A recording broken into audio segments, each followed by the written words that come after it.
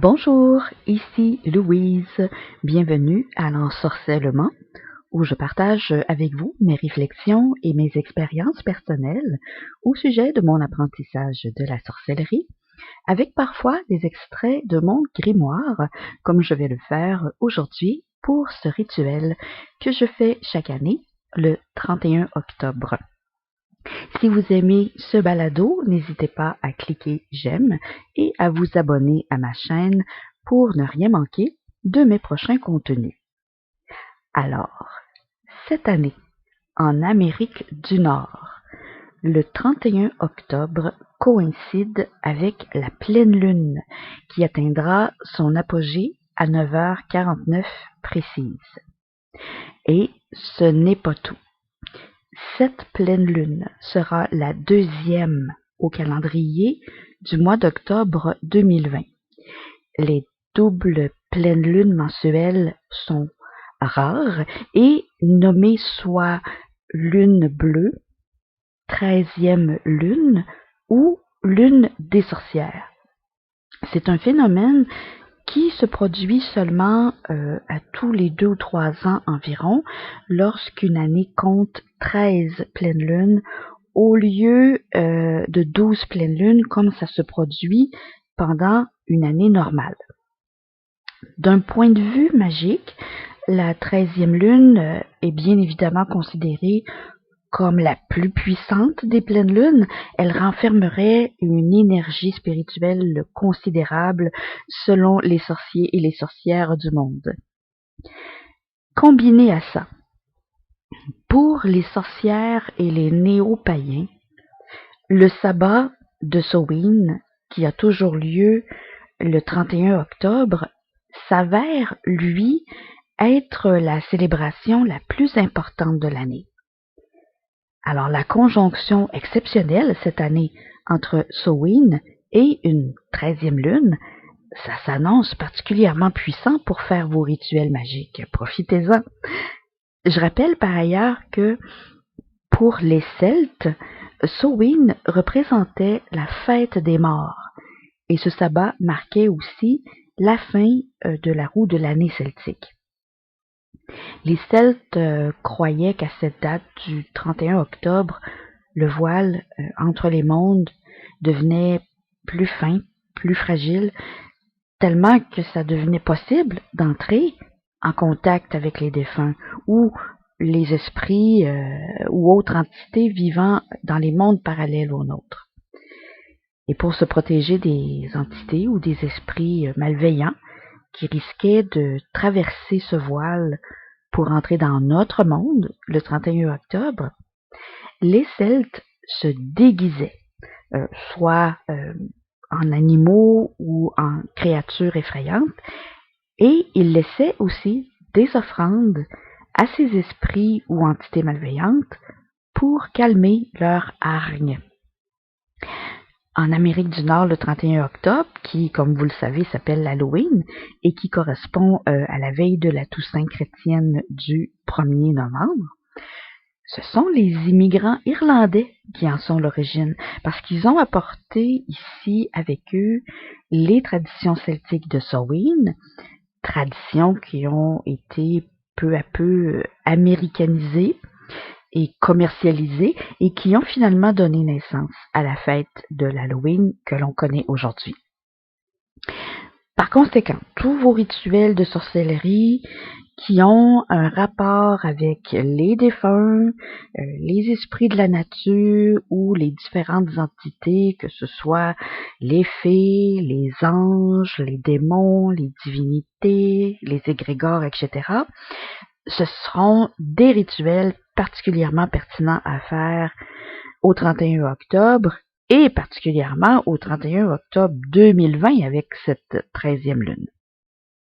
Vous pouvez par exemple y honorer vos ancêtres avec un petit autel des défunts qui inclut leurs photos et des offrandes, ou faire une séance d'écriture automatique ou de spiritisme pour communiquer avec eux, ou vous pouvez faire un repas des morts qui consiste à mettre la table avec des assiettes pour chaque personne décédée, en y plaçant idéalement leurs mets favoris de leur vivant. Mais notez que ce repas, que vous le preniez seul ou en famille, il doit se dérouler dans le silence le plus complet du début à la fin et, si possible, dans l'obscurité avec l'éclairage d'une seule bougie noire. Je vous avoue que pour ma part, je trouve ça un peu macabre. J'ai jamais fait le repas des morts et je pense pas le faire un jour, mais bon, peut-être que pour les plus gothiques d'entre vous, ça peut être intéressant. Vous pouvez également plutôt célébrer vos défunts de la façon très festive et colorée de nos voisins du Sud, au Mexique, avec leur fameuse Dia de Muertos, qui dure plusieurs jours et qui se déroule à la fois au cimetière et dans les maisons. Pour ma part, comme à l'habitude, j'y vais assez sobrement, tout en m'assurant d'être la plus intense possible dans la manifestation de mes intentions. Je fais donc un petit autel des défunts et un rituel en hommage à mes ancêtres dont je vais vous donner le déroulement dans quelques secondes. Avant de procéder, si, comme moi, vous n'avez pas du tout envie de vous déguiser pour faire peur aux esprits ou aux entités malveillantes qui s'inviteraient de force dans votre rituel de Samhain, allez consulter mon balado de la semaine dernière où je vous explique comment faire une fiole des esprits qui vous offrira le même genre de protection et même plus. Pour l'autel des défunts, que l'on prépare idéalement quelques jours avant le 31 octobre, la partie la plus importante, c'est une photo ou une image représentant la ou les personnes disparues. Ça permet de raviver vos souvenirs et ces souvenirs vont contribuer à ouvrir en quelque sorte le chemin spirituel pour guider les défunts vers vous depuis l'autre côté du voile. Si vous avez des objets ayant appartenu à vos chers disparus, vous pouvez également les ajouter à l'autel.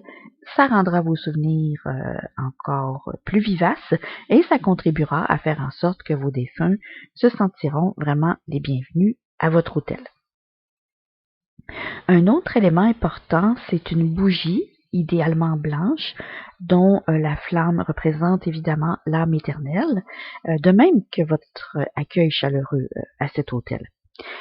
Les volutes de l'encens sont aussi utiles pour purifier l'espace de l'autel et pour guider les défunts vers celui-ci.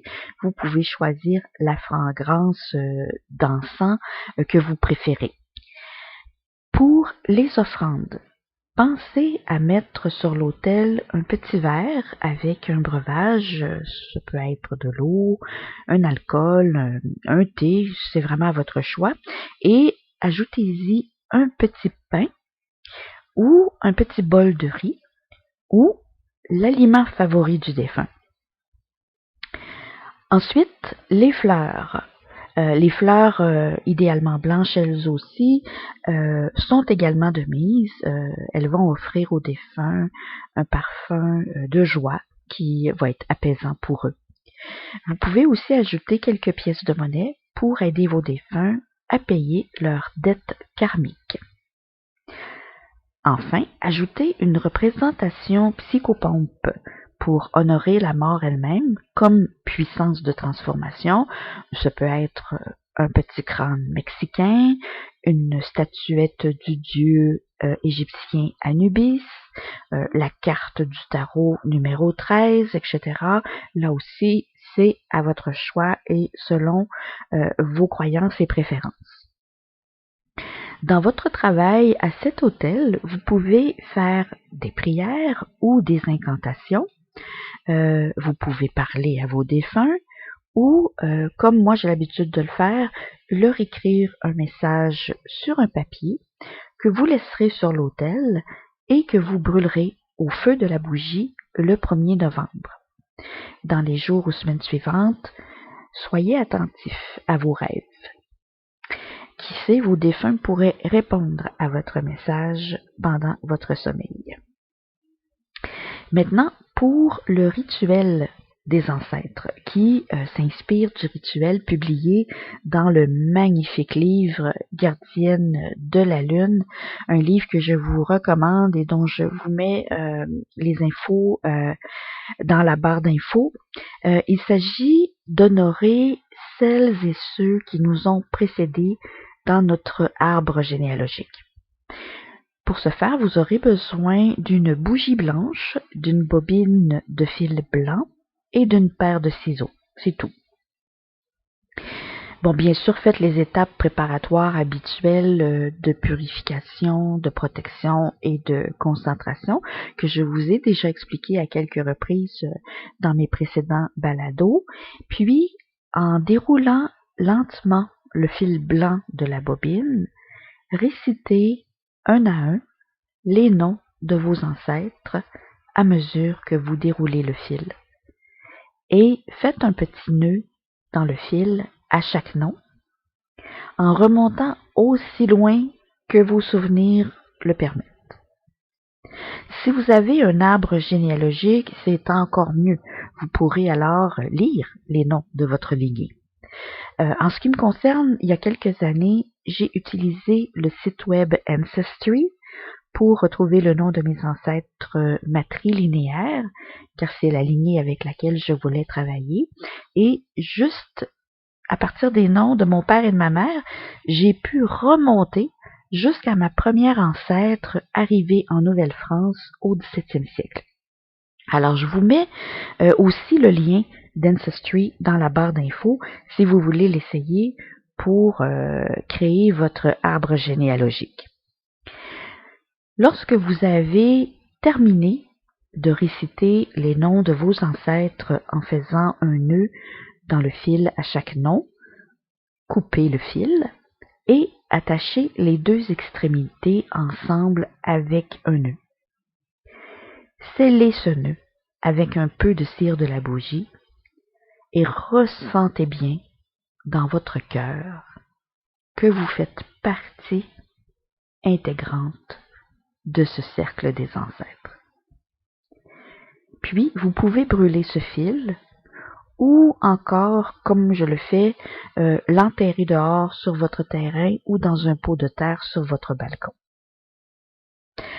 Voilà, j'espère que ces activités magiques pour le 31 octobre combinées à une 13e lune vous inspirent.